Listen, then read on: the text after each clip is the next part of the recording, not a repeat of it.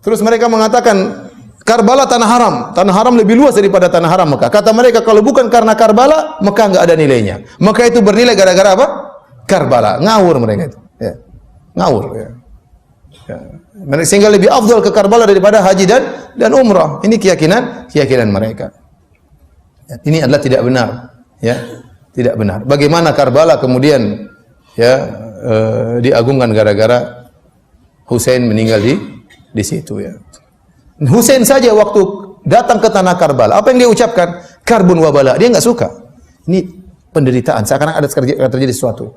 Penderitaan dan bencana. Dia bilang demikian, karbun wabala. Dia tidak suka dengan kondisi akan ada firasat sekarang ini ada tempatnya kebinasaan, tempatnya bencana ya. Bukan malah diagungkan.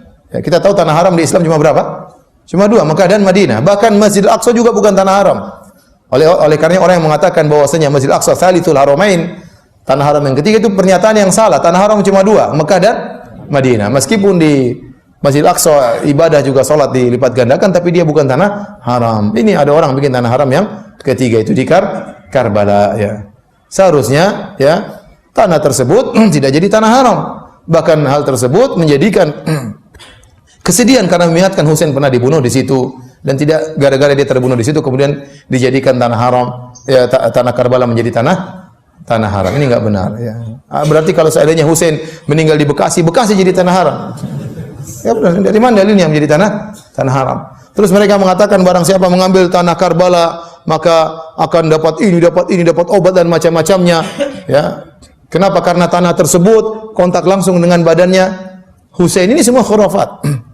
Tidak ada dalilnya. Sampai saya pernah lihat di YouTube ada orang untuk menunjukkan keutamaan tanah Karbala. Dia ambil tanah Karbala, terus dia pakai buah headphone.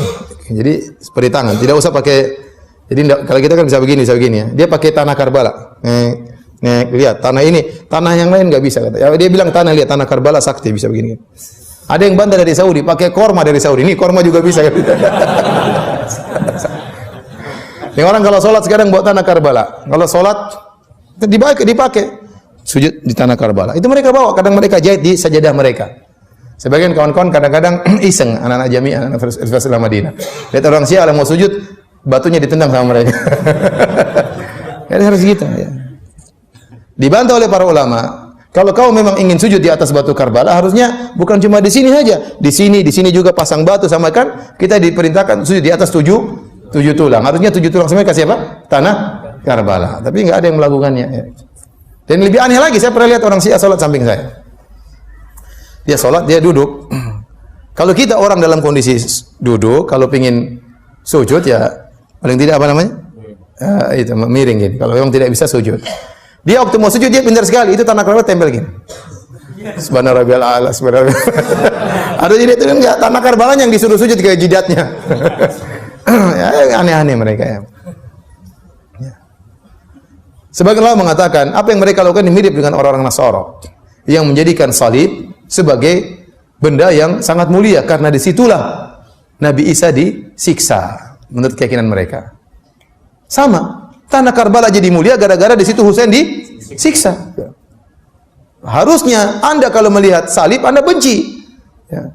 Karena inilah di mana Nabi Isa disiksa. Ini malah jadi diagung-agungkan sehingga salib diagung-agungkan karena situ tempatnya Nabi Isa disiksa. Sampai ada yang bantah seandainya Nabi Isa meninggal di kursi listrik, mungkin kursi listrik dipasang karena meninggal di kursi listrik.